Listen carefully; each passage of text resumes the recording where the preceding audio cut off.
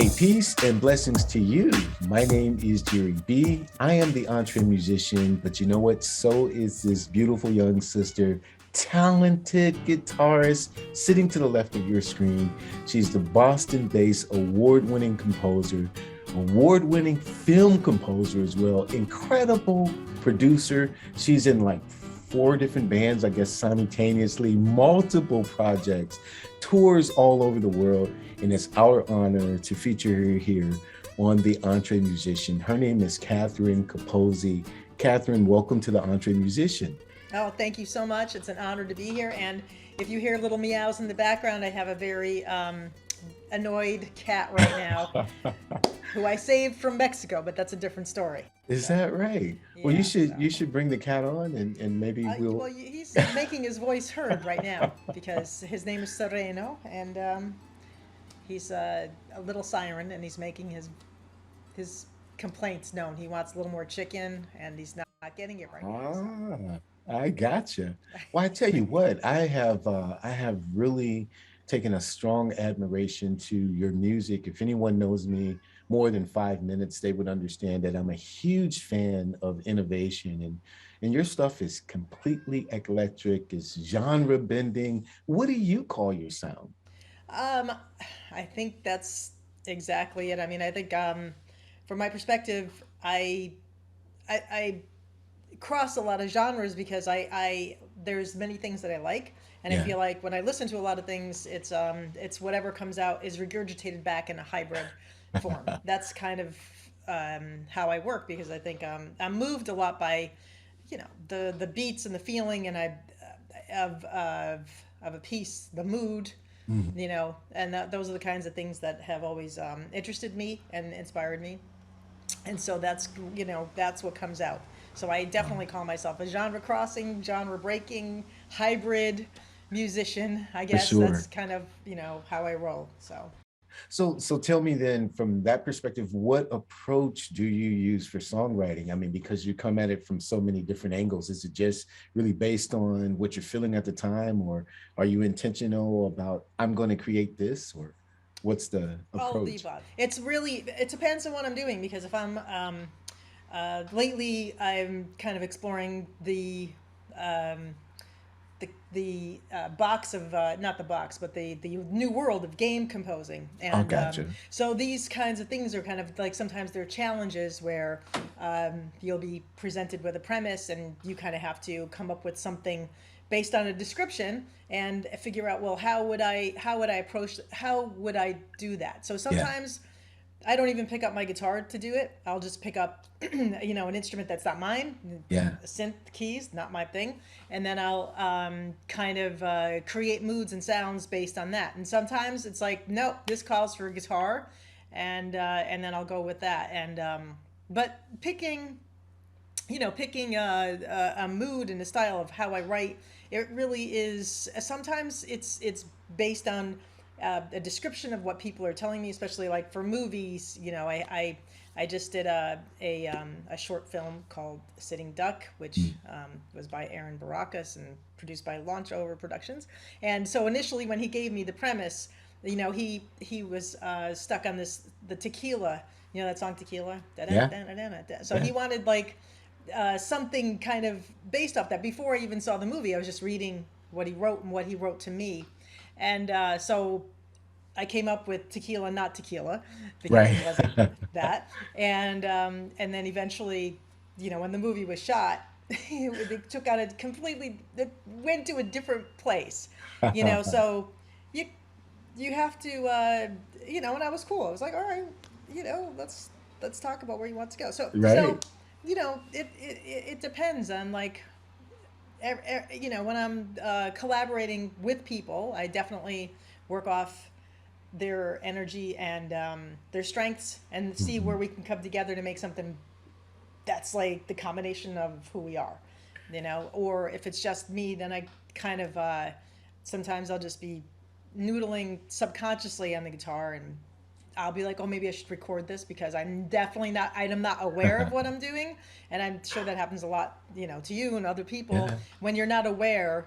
That's and you're just like doing something else. Your other part of your brain's kind of taking Right. over. So you're like, I definitely need to record this because I don't know what I'm doing and I That's don't want to right. think about it, but I'm just gonna record it, and then I'll Yeah. learn it afterwards. So Absolutely. those are some of the ways I guess I do stuff.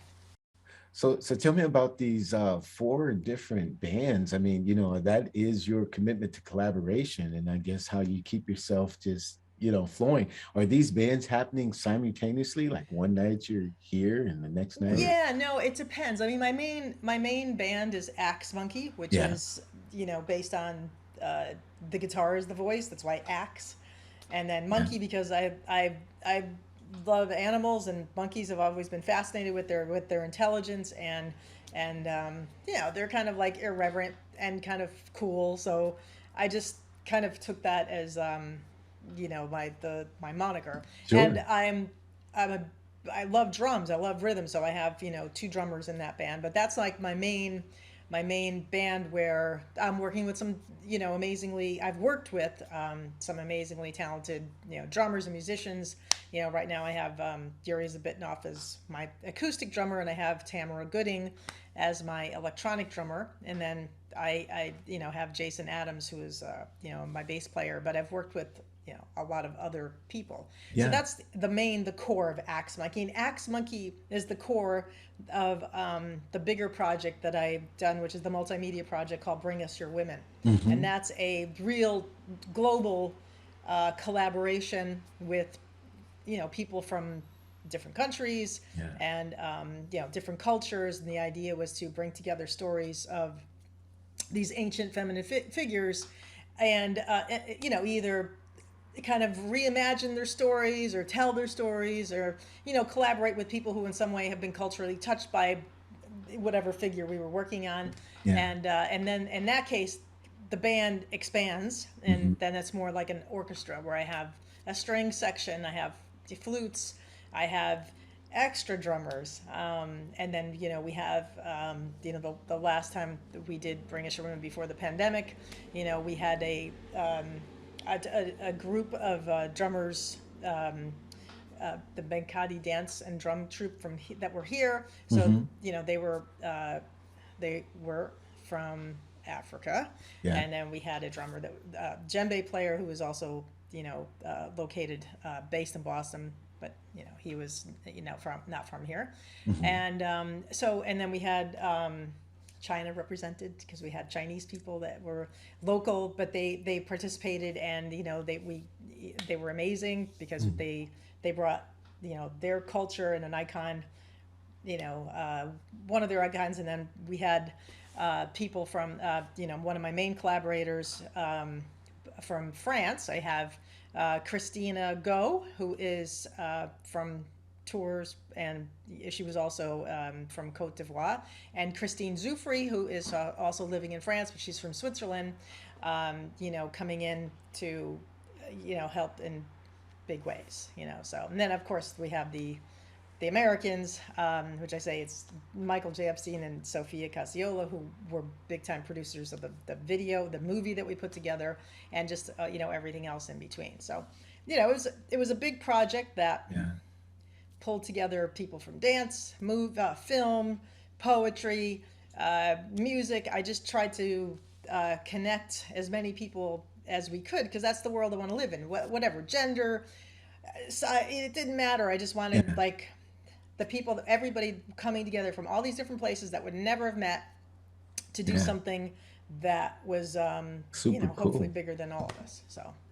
So did that start as a three song EP and expand into the 16 song No, project, or it was actually, always? that started because I was touring all in Europe, for so long, and I loved going into all these either museums or churches. When you go into churches, like if you're in Rome and you go to the Vatican and Yeah. you're at the St.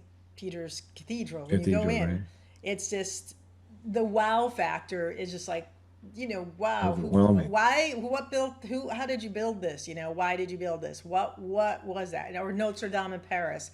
So a lot of that was kind of like you see a lot of the figures in there. It's like all these male figures with some female figures, but throughout history, I felt like, well, why not like that was part of the inspiration to just Mm-hmm. like say, well, I'm not gonna.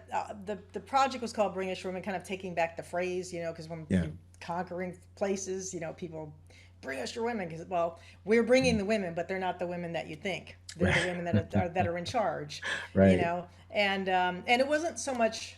The idea was to make it so that you're not necessarily seeing it as, women are feminine, but like these individuals who brought Mm-hmm. something to a story, and Mm-hmm. now whatever your gender is, you're listening to the story because it's interesting musically, it's interesting visually, Mm-hmm. and there's something that you can learn from the story of this iconic figure that Yeah. maybe you didn't know about. So, anyway, that's kind Wow. of like where that came about. So, but that's Bring Us Your Women. But then, so my other project that I'm also working on right now is a project called Fauxmenco, which is just that's totally scaled down. It's me and Rafi Sofer, who Yeah. produced Bring Us Your Women and has worked with me on so many things. And he comes from the rock world, and he's a engineer producer at one of the big studios here, Q Division. But he's a guitarist, and he was like, "Oh, you want to get together and play some nylon string guitars?" And I was like, "Sure."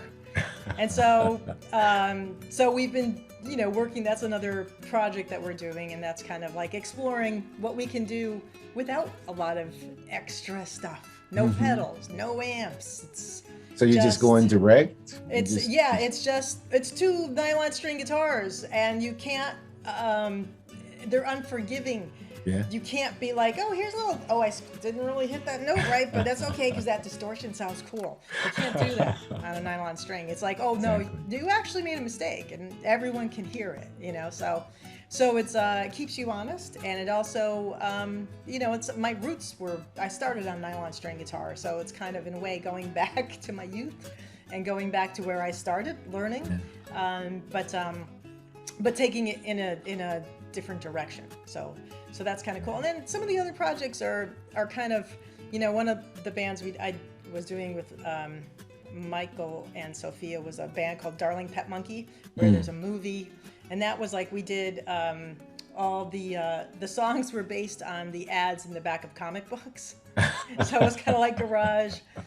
I mean, it was fun. That's It's great. like, so you've got like, the title of the song, Darling Pet Monkey. There was a story, and there's actually a documentary film that it just came out based on the true story of that. Then Jim McDonough was the director, for that film. It was like this animated kind of story of Tim Tate, who was the artist in Oh Maryland, wow. who bought the monkey that was advertised in the back of the book. So anyway, so it's kind of like it's kind of fun when you're, that world of Darling Yeah. Pet Monkey, you Yeah. know lent itself to, go beyond just the music parts, because it was, there was a visual aspect already built in. So Absolutely. it's kind of cool. So Now, I'm a huge fan of, music that is explorative, that there's an adventure behind it. It's not just the theory and, oh, we're writing this song. It's like, okay, yeah. there's a background story that brings this theme together, and we can just roll with that. And the theme is just as important as the notes we're playing. I mean, I dig that, Yeah, you it's know. it's yeah, it's a different way of thinking, I think. Yeah. So Absolutely. And certainly, I mean, the way you've marketed the four bands, they stand on their own, and, they have their own look, and, the Darling Pet Monkeys with the yeah, skeletal, yeah, I mean, it's very cool because there's a lot of different thought that goes on behind. I'm Catherine Capozzi, but here's some, multi faceted ways that I express myself. And I just thought, man, as I was looking into your stuff, like, hey, we got to have a conversation because you're really thinking thanks. through your Yeah. musicianship. But now, how you talked about getting started, with the nylon guitar. How young were you when you knew this is it? I'm going to do music, and this is my life's work. Oh, you know what? I honestly, I think it's I don't know, because it just has always been there. I Mm, don't know that it was a conscious thing. I just felt like it was just, I my parents always had music. My grandfather was Italian. mhm, I was surrounded. I actually, this is kind of funny because I was always surrounded by music and dancing, and just people who wanted to have music be part of our lives always. And so I think for me, I had a cousin had bongo drums, so I was like banging on those at an early age. And then, I was watching TV, I could see like, different programs, and I was like, oh cool, I'm gonna copy play guitar, Yeah. and then I was at the time when I was growing up, it was easy for they had the arts programs in the school, so it was like, okay, you could take saxophone or some other like blowing instrument. My parents and I was like, I think I want violin. And they're like, good, we prefer violin, but. Then they had to go to the concert where there's like a bunch of 7-year-olds all hitting the wrong note at the same Oh. time. They're like, oh no. So, but I think it's always been there, and I don't, I don't know that it ever was a conscious decision, because I think it was just always part of me, you Mm. know. But I Hmm. think, as you go through school and you're like, well, what am I going to go, Yeah. music at the time wasn't like the thing that especially when you're dealing with Italian parents who are Italian American parents, they're like, no, you are definitely not going to learn music in school. Like, okay, so Or do music full time, maybe. Is during that, was no, that? exactly, it's Yeah. not like that's not what you do. You're not going to do that. So I think once I got through college, and I played in cover bands through college, and music was always part of it. But then Hmm. when you wind up having a job, which was Yeah. a socially acceptable job by Yeah. your family standards, Mm. um, I never quite fit, so never quite fit in that I guess position. Sure. And so then, when I got up to Boston and, was able to like, do music in an original way, and then have, everybody, I know everybody's doing like, well, we have a day job and then we have our music stuff. So eventually, I switched to just doing, more teaching, and music became, I was touring, I was teaching, and touring all over, and then teaching, and then I just like I wanted to be, um, work for myself Yeah. in that way, and not be tied to, Hmm. a position that I wasn't excited about, because why bother? Now, that being said, it's like, I'm always fascinated by new technology, Yeah. because it's like maybe it's like shiny new, and it's always, being in Boston, there's a lot of companies that are, startups where you don't know if the idea is ever going to like take off, So I have worked for some of those companies that no one will ever hear of, but it's the attitude. It's kind of like there are a lot of music people that work in there, because it's kind of like, oh, you can't be stuck in a mold. You Yeah. have to, that's innovation, I guess. You have to be willing to Absolutely. innovate to kind of like move forward through something. So So when you talk about teaching, you were teaching music, or you were teaching just guitar, taking, oh, teaching guitar. and that's well, teaching guitar, but I'll also say, if you want bass or ukulele, I could do that too. Hmm.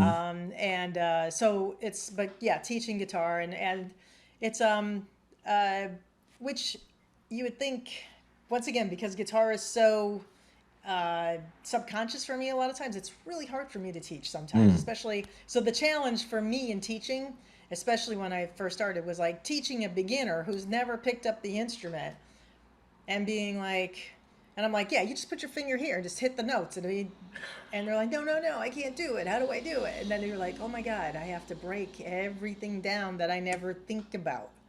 How do you Right. do that? Right. Right. How? So the learning experience, because you learn if you're Yeah. open to it, right? Sure. So I Sure. learned how to hopefully explain these different ideas that I've had. And, Yeah. it's an evolving thing, but like, yeah, but teaching people, especially like very beginners, like, how physically, it's like you have to tell them, it's like, well, this is a full body brain workout. You will never Hmm. do, there's nothing else you will do Yeah. that will light up all parts of your brain like Right. learning an instrument. There's Ex- nothing. So exactly it's a right. shame that people are getting screwed out of that, because I have a lot of adult students who are like, I never thought I could do that. Yeah. We need to bring this into the conversation. I mean, I think that, the arts are important. People need to have that in their lives. You know, Absolutely. like you think differently. You do. And even if it's not about like being famous. It's who cares? Nobody Sure. cares about that. Sure. No one cares. It's not about that. It's about you kind of like the figuring out ways to like just enjoy your life, Hmm. and enjoying your life from a different perspective. And that means that by learning these kinds of things, you're actually creating like intelligence in your fingers in spots where you didn't think you had any intelligence, That's you know. absolutely right.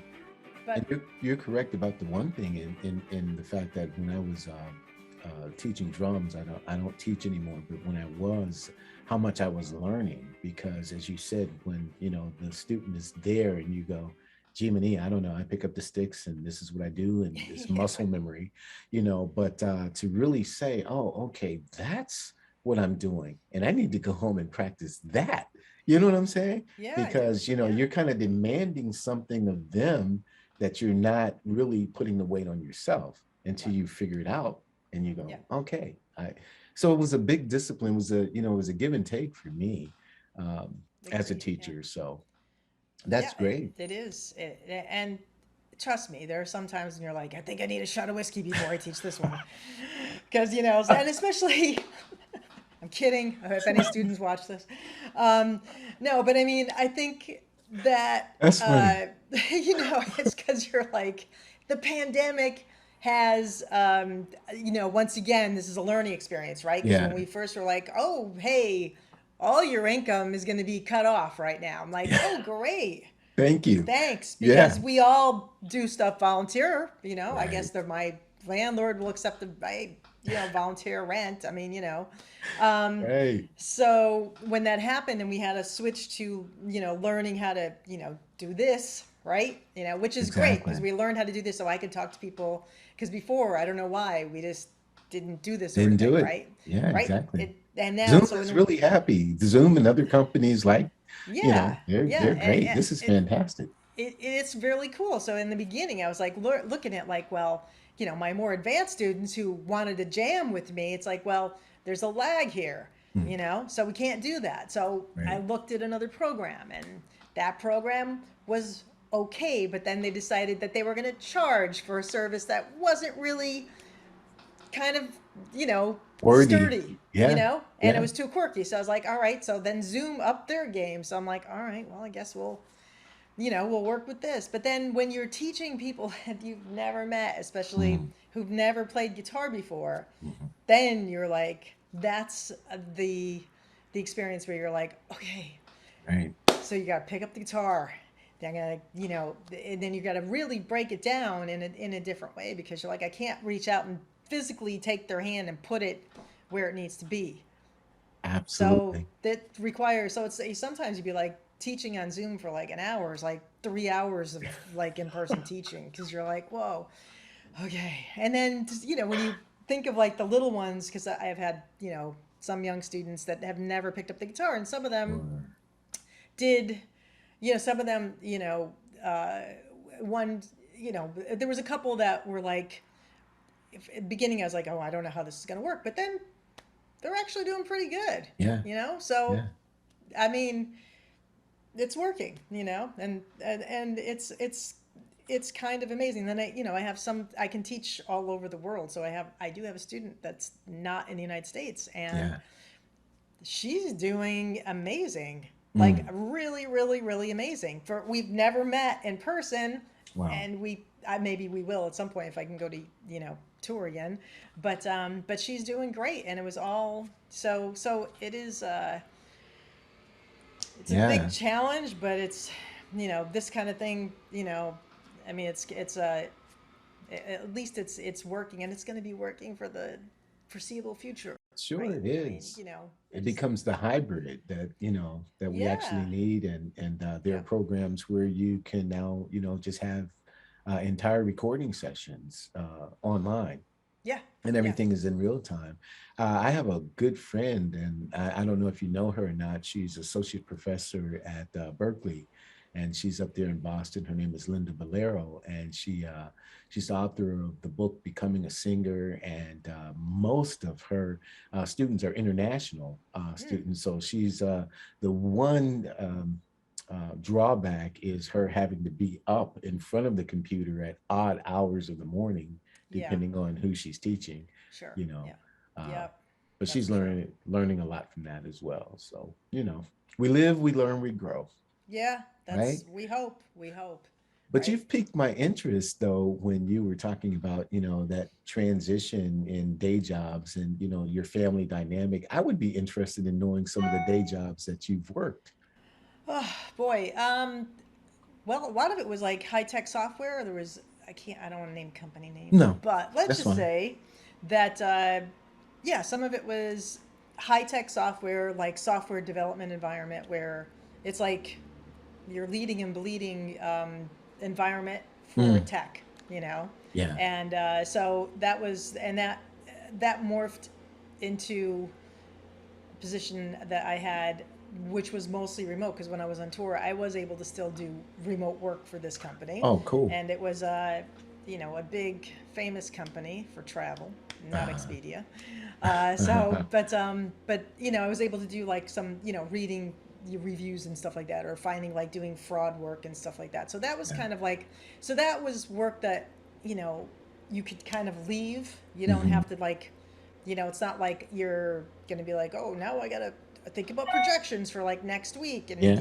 Yeah. so that kind of work was okay, but the I guess the detriment is, when you're spending a good portion of your time kind of like doing that. When I was, especially when we were on tour, when touring, we were playing all kinds of different venues, small, and we couldn't really necessarily get paid until at the end of the tour. Right. So we we all kind of kept this position, of we three of us of the band did Sure. this work, so that Yeah. we could have some kind of income coming in while we were, you know, still touring. So at night, even after we were playing, sometimes we'd be online, like doing that kind of work because, Wow. we needed to have income. So it's definitely, um, I'm glad we were able to do it. Hmm. That definitely helped. When, the flip side is when the touring kind of like was less and we were more just in one space doing that kind of work. In a way, it's like you you don't shut off your brain, but it becomes almost like you're a little robot, Yeah, and I it's get like it. not necessarily good for your brain, Right.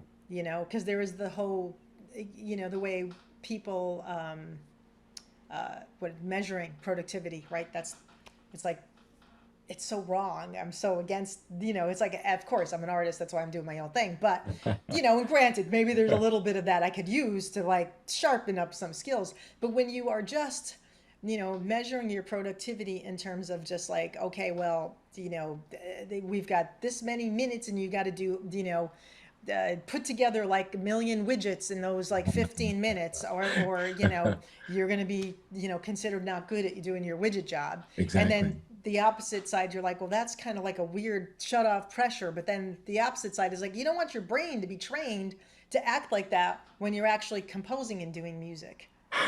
Yeah, So it's man. it's and it's kind of like you're like, oh, this is there's like the pros are I don't take my work home even though Right. it's remote.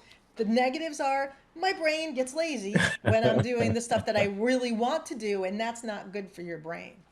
Wow, So I dig it. I you know. understand it. So tell me about the Brian May situation, from the supergroup Queen and the red guitar. Was that a contest? Yeah, actually Yeah. it was, and I was the reluctant entrance, the Mm. reluctant contestant, because my friends were like, "Oh, Brian May is doing this thing, and he's gonna have like give away his guitar, and you should enter." And I'm like, "No, no, no, I'm not gonna do that." And they're like, "No, no, no, you should do it." And I was like, "I don't want to do it." And then like they're like, "Sign up, sign up." So I signed up, and I practiced Yeah. like on my guitar, like I practiced this thing that I was gonna do, and I was like, cool. And then when I got there, when I read online, they're like, you can't bring any of your pedals, you can't bring anything. You have to use our guitar, our setup, and we're gonna film you, and you get 10 minutes to warm up, and then we're gonna film 2 minutes of you playing, and then Brian's gonna pick the winner. Wow. So when I got there, I was like, oh no. So he's there in person. This No, is he was not. not there in person, Oh, but okay. he was like coming to tour. So this was at the time Tower Records that did Okay. this, Yeah. and so I remember in Boston it was like the Tower Records on the corner of Newbury and Mass Ave. It was a big store, three stories, Yeah. and I came up the escalator where they were starting, and I heard like this guitar player, and they were phenomenal. I was like, oh God, I don't want to do this.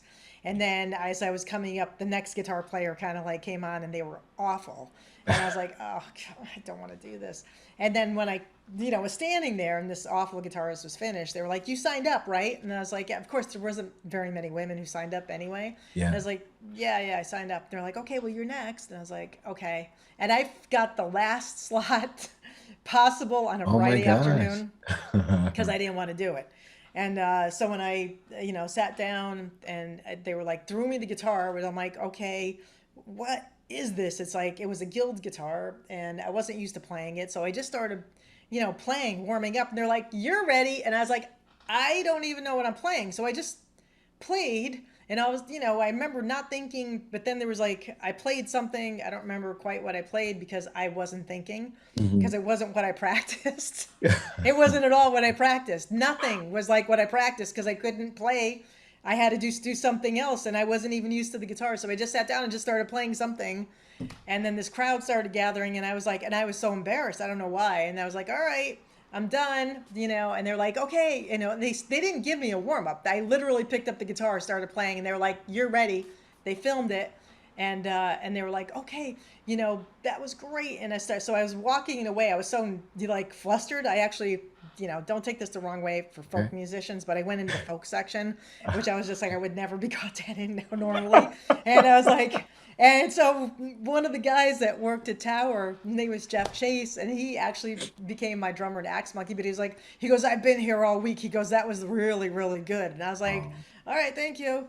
And then, I kind of forgot about it because I was like, I never thought I was gonna, get anything.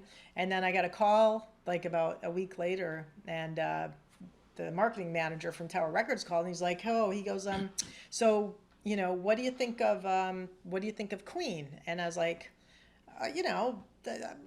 they're good, yeah. And he's like, "Okay, what do you think of Brian May as a guitar player?" And I was like, "No, Brian's excellent." He goes, "Well, I hope you like him because he picked you to get his guitar." I was like, "Oh Wow. my God, no, he's amazing." I mean, because yes, Scale he is just went up. amazing. Yeah, I mean, I knew Brian May was an amazing guitar player, and so it turned out that what I found out was they had actually picked the Tower Records. There was like 104 applicants. They picked Mm. 10 for Brian to look at. So Brian actually looked at 10 videos and he picked me. And I That's didn't beautiful. think that he did until when I met him. He said something that only another guitar player would say to somebody who knew guitar and who watched the video. Mm. So I was like, okay, he did pick me, you You don't know. want to share that? You don't want to share what he said? He said that I had a sense of like melody and rhythm innately, and uh, and uh, and that I had a unique style. So that's how. So he That's gave me his great. guitar, and That's great. it was my trophy guitar that stayed under my bed because I was afraid to touch it. He autographed it, and then when I started working with all the Queen's Men, my singer Christine Zufer's like, "Why is that underneath your bed?" And I was like, I don't know. So I took it out and started playing it, and then it wasn't until I saw the Queen movie that just came out a couple years ago that Yeah. I'm like watching the movie, and halfway through it, I'm like, oh my God, that is my guitar. That's Brian May. Halfway through the movie, I realized, oh, this is kind of a big deal that he gave me the guitar. Exactly. And because whenever I had the guitar out, there were like Queen fan, like I would sometimes there would be a Queen fan and be like, "Can I touch it?" I was like, "You can touch it, but you can't pick it up." So, and I toured in Can't play Europe it. with yeah, and I toured in Europe with it, and people were like, "Oh my God!" And, it was a different story when I was in Europe with the guitar because people were like, you know, genuflecting in front of me. I was like, "Whoa, whoa, stop! That's weird," That's right. Just stop. So that's the guitar, definitely Oh not man. me. But So now you anyway, you made a song about the guitar, right? Did you make a song about it, or no, am I? no, I mean, I did not make a song about the guitar. I Ah, mean, the guitar has been used in a lot of songs, but I got you. definitely did not make a song. No, because About it. each of my guitars has a different tuning and a different Mm. purpose in life, in my life, in my musical life. So, Now, other than playing keys and whatnot for the different projects you have to do, like the gaming and yeah. whatnot, but I mean, are you fluent on other instruments other than guitar, bass, ukulele, I whatnot? Or mean, I can. I can I can fake my way through bass because you're a guitar player. Like you have to stop with like, okay, I'm gonna do. Oh, look at this. Oh, this sounds cool. And you're like, no, no, no. It's the bass. You're the glue between the drums and the melodic instruments. So I've learned to be cool with the bass and Yeah. be chill. It's not my personality. I realize if you're a bass player, I think bass players, most of the bass players I've worked with have a certain personality, Yeah. and it's not necessarily the ones that are, want to jump out front and like, do all that kind of stuff. So, Unless you're Stanley Clark, I guess. yeah, yeah. So, but I mean, so I can get away with bass. I can get away with ukulele. I teach it, and I've composed on ukulele. And mandolin is like the latest thing, which of course is my roots because I inherited a 120-year-old mandolin from my great grandfather who brought it Is from that right? Italy, and it's a bowlback mandolin, which I am trying to get a case for. Mhm. So, and I'm like, it's like, it's really hard to get a it's hard to get a case. So it's like, and I'm trying to protect it, as Right. much as I can because it's that perfect, like slightly out of tune thing, but I'm like, it's cool because it's just got a history. So I've composed something on it, and I've played it. I've used it in a couple things, and Wow. it's hard to play Mhm. because I'm not used to it, but I'm learning that, so it's cool. I really like it. And So that's those are my main fantastic. things. Yeah, and Um, drums. I did play drums at one point. mhm. I wouldn't call myself a drummer, but because I love drums. I love all that stuff, and um, in high school band, I played drums, and so I was this marching band kind of stuff, just snare, so I Right. did that. But so now when I'm trying to program drums, I'm trying to learn how to program drums Sure. so it doesn't sound bad when Right. I'm Right. doing stuff. So yeah. So, do you have more energy in producing your own stuff, the stuff that you've written, or when you're called into a session to produce for another artist, which gives you the most, or the variety of goosebumps when you're working? Um, I think for myself, it's more. I haven't quite learned how to get good stuff out of another person Mm. because I think it's based on. I mean, sometimes I can, Yeah. but I think sometimes I think that's something I have to learn. So I think for me, I I get the most when I'm trying to do Hmm. my own thing, and I like being produced by somebody who can get something more than I can get out of Sure. myself. That's really kind of awesome.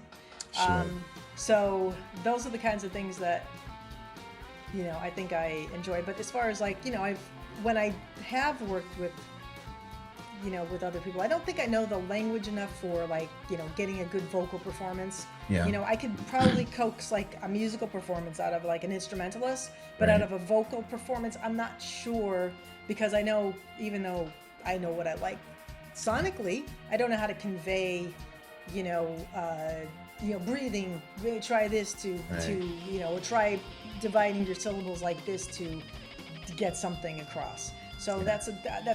a, a different animal, and maybe it says something about me. I'm more interested in the moods and the timbres of sounds Mm. um, than maybe the words. Yeah. But I mean, obviously, that's just me. I don't know. Understood. It's been really interesting as I've produced other people that I find that that's when the goosebumps really come. I guess I'm going through the templates that I've already set for myself and the metrics that I know my strengths and weaknesses. But when I'm called in to do a session for, especially as you said, another vocalist or singer, another vocalist. I'm not a Yeah. vocalist, but a vocalist. And most of the vocalists that I've worked with, are 90% of them are female Hmm. to male vocalists. And I guess what I'm trying to do is stay out of the way. So I understand that challenge of not knowing, how to really um, influence the inflections and the enunciation and Right. to embody the atmosphere. But somehow we work through it, and I think that's for me, that's where the goosebumps are, is trying to step out of the way, because I think the best producers are not the ones that put their thumbprint on it. You know what I Yeah. mean? It's like, it Yeah. sounds like them. Their work should not sound like me. I was just an observer in the room, helping Right. it to Right. happen. Right on. You know what I Right mean? on. Yeah. You're So right, and that's the. I mean, I think the closest I can. I mean, like I said, when it comes to an instrumentalist, it's like I can be like, all right, I can, if I'm working with, say, like a cellist or something, and I'm like, yeah. I really love the sound of this, and here's what I'm doing, and if you can, like, kind of like come along on the wave, here's the notes, Right. and and then that's when I can, the first time I had, a cellist playing with me, I was like, it almost brings you to tears because you're like, oh my God, Mhm. that's so cool. That's like, I always have that reaction. It's internal when you hear something that gives you those like chills and like almost brings you to tears. It's like you can't help it. It's a reaction that's from listening to music. That I get that sometimes, Yeah. and so it's cool because the other day I had my student who was, from Ireland. She was working on this piece and she was just a beginner. And, each week she's really working at it. And this last lesson, I was like, she did it. Mm, And I was like, oh, now you just got to tighten it up. that's You just right. got to tighten it up. Then I was like, wow, I taught that. I taught you how to do that. I produced that. You know? Goosebumps. Yeah, no, but it's cool because as they always say, it's like you can lead the horse to the water, but you That's can't make right. the horse drink. And in a That's way, I right. think that's producing. Yeah. That's good. That's a How good do you analogy. how do you get that, Yeah. So it's hard. It's Yeah. hard. It's hard, but you know. That's What do you find for yourself is the most exhilarating thing about music? I mean, that could be writing, it could be recording, could be touring. The exhilaration, what do you think is that high point from you in each of those In scenarios? each of those, I mean, I think, oh boy, performing like when you're hitting like certain sounds, certain notes, and the whole band is like gelling together. That's awesome. When you don't have to think, it's like when everybody's on the same wavelength. It's like that's Yeah. killer, Mm, mhm. And I think from touring and especially spending a lot of time in countries where I don't speak the language, and um, having a reaction to people that you don't know and you don't know, we don't know each other. Right. And if you're just reacting because you like what's happening with what you're hearing, that's really cool. And that's something that's, kind of special. Right. And, I would say it's like, when I was invited to go to Africa, I was invited to, Christina Go invited me, and then Toma Guy, who's famous master djembe, he was Mm, doing a festival 100 drums, and so I was invited to be one of the artists to play. And so I always think that, when you're, I don't know what kind of skill this requires, but you have a plane ride, you're going from New York to Brussels, mhm. Brussels to Ghana, Ghana to Abidjan. Mm, You get off the plane, you're in a different country. right. You're really in a different country, and it's hot there, and you've got to go through customs, you've got to show your paperwork, and then the next day you are thrown into a rehearsal because you were late because you had to do something else, and you're brought into this rehearsal where I'm plugging into somebody's amp. I don't know what song they're playing, but the rehearsal was already there's like, this entire drum ensemble playing. They got dancers, and I'm supposed to play this part, and I'm like, I'm not tuned in the same tuning that the other guitar player is in, Wow. and you got to jump in and go, Man. and that's cool when you can be like, okay, we can talk to each other through this, Yeah. so that was Yeah. like, and to be Exhilarating. accepted, it was that was cool, and also, you're in a place where it's like it is 100 degrees in the place you're practicing because there's no AC, Yeah. it's open air, it's, you're outside, there's not dirt inside where you're rehearsing, but walking into it, it's like they're open kind of huts, kind of, Yeah. so there's no air conditioning. It was 99% humidity, and you don't speak the language, and and then it was, you've got, everybody there speaks French, but then there was, someone there from Korea who doesn't speak English, but he spoke Mm. French, and I think yeah, even obviously his language, Yeah. Korean, but so it's like, so you're thrown into like a cultural, like, yeah, Soup. soup where you're like, you're the odd one. Yeah. Yeah, I'm the odd one, and also, I'm American, I'm a woman, and Yeah. I'm white. Yeah. So it's just like, but I'm gonna jump in here, And we're going to communicate. we're gonna communicate, and it was, afterwards you think about all those things because you don't think about it in the time. You're just like, all right, what's my job? Okay, and let me do it. Sure. So that was, that's exhilarating. It was cool. It was really cool, and it was a great experience. So. That's interesting because conversely, I was going to ask what was your most challenging experience? I'd say that So, was, well, I would say that was definitely challenging is when I did arrive at the airport this time because I went there twice. The mhm. second time, there was a little problem with the visa because you have to pay, everybody's got to pay an entrance fee when you go into these countries. It's Yeah. like getting into a club, Right. You Right. come to the United States, you got to pay a fee. You go there, you got to pay a fee. Well, the entrance fee, I was all set to go. They accepted me, but they confiscated my passport. Oh my. Yeah, so they held it. Now, I was fine because I knew that the people that I were with were like, one of them worked with the government. I Mm. also was going to give a talk at the US Embassy. So I was like, I'm fine. But there were Yeah. people coming off the plane from the UK that were like, why are you taking my passport? And I was like, dude, I would totally be like you if I wasn't already like already all set, you know? Right. So, and they held my passport for 3 days. Oh And then my. when they finally got it, I was like, is this a good idea to be in a third world country where the government is kind of,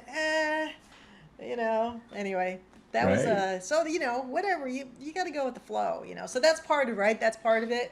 That's it. You got to trust to a certain extent. I mean, don't Right. be stupid Sure. because you do have to be smart, Sure. but yeah, so that was challenging, but That's yeah, wow. yeah. So, what is your number one first point of advice to any young entre musician who's asking you either about the industry or just music at large, and really wants to do this as a career? What is your first point of advice to him or her? Be good at what you do. Okay, be good at what you do. Like, definitely know know your instrument, but not. But the other part of it is be a people Mm, person mm, because good. people buy from people. Then if you are a stellar musician who's Yeah. a jerk to Right. work with, That's right. I don't care how good you are, nobody's going to want to work with you, That's right? right. That's Like, right. I think I go back to like BB King. I think I don't know. I think this is attributed to BB King, but it's Mm, like, I can make the man. I can make the musician. I can't make the man. You that's know. good. That's So good. it's like, that's my advice. My advice is to know your stuff so that you can be on solid foot, but Yeah. also, like, you know be somebody who can, like, work with people. That's right. You have to, like, be nice, be kind, don't be a Mm, pushover, sure. but, be respectful. And that's the thing that I think that people will go for first, and not, the rest of it will come, your connections. But if you have people buy from people, if you don't have that connection, it doesn't matter. That's good. Doesn't matter how good you are.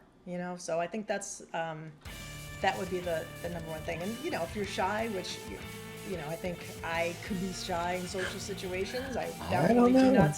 I don't The speak up music isn't sometimes. shy, I could tell you No, that. no, the music is not shy, but Right. sometimes you're like, oh, I don't want to go up to so and so, Mm, because yeah. so. So you have to kind of like find the balance. But the first thing is, make sure that you are solid with your skill. Yeah. Because if you are too good on the part where, like, oh yeah, I'm good with people, blah blah blah, and then they get you in and you're like, you suck at your instrument, that's kind Right. of disappointing. That's Then right. you put the other person in a hard spot to be like, I really like you, but Nice guy. Yeah. Nice girl. But but I can't, there's a difference between somebody who's like 9 million miles away from, being that, making that musician, or just like, 20% of the way or 15% of the way. that's So, right. so that would be the top advice. And always say, if you're, you know, look at where your interests are, but then say yes to things that are maybe a little bit out of your box, so that you Sure. can kind of learn, Sure. because then you'll take things back to your, when you're out of your comfort zone, that's when you shine, and that's when you'll grow as a musician, and as a person. Wow. So when we first contacted each other, I contacted you and wanted to have this conversation. There might have been a question you thought, okay, I know this guy is going to ask me this question and I'm going to nail it here, and I haven't asked it. So, what Okay. what is the answer to the unasked question? um oh gosh, the unasked question. um let's see. I don't know. Because I can think of a lot of unasked questions. Mm-hmm. Um, the unasked question when it comes to career, or when it comes to like just Just your me. advice, your approach, Um, your journey. journey. I think the unasked question. Listen, learn Mm, how to listen, because I think I know how to listen, but mm, then I'm aware of things that make me know that I did not listen. understood. So learn how to listen. And I think the other thing that I would say is,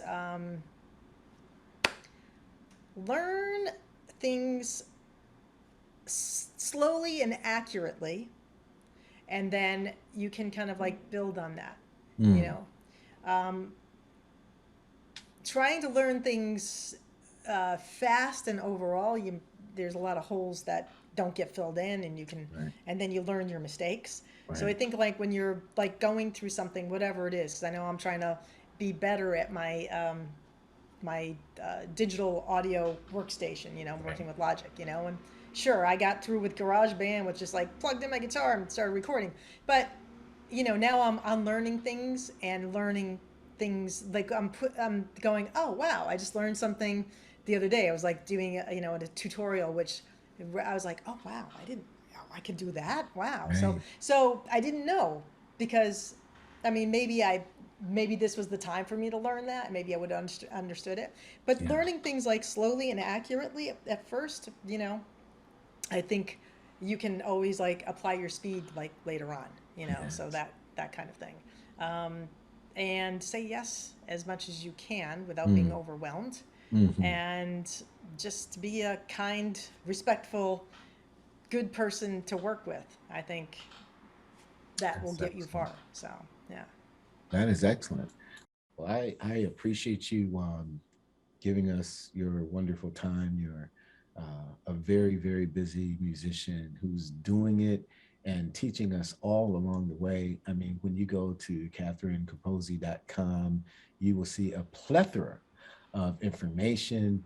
The link from your SoundCloud to all of this wonderful music in multi genres. I mean, whether it's video games, whether it's just folk, whether it's funk, whether it's just blues. I mean, it's just all over the place, and you will absolutely love it. I do, and Thank you I'm so gonna make it a much. part of my playlist. I mean, really, really good stuff. And listen, I always tell people my nose is brown enough so I don't have to say anything that I don't mean. You know what I mean? Yeah. You're Thank the you. real deal. And I really appreciate, meeting you. And hopefully this is not our last conversation here. But those of you who are EntreMusicians, I ask of you, check out CatherineCapozzi.com. We'll have the information here during the podcast that you can just go and check it out. And you'll see that there's a rabbit hole of other websites that she'll lead you down, and you can check out some magnificent music as well. But this is Catherine Capozzi, wonderful, extraordinary guitarist, as well as being an award-winning film composer and producer.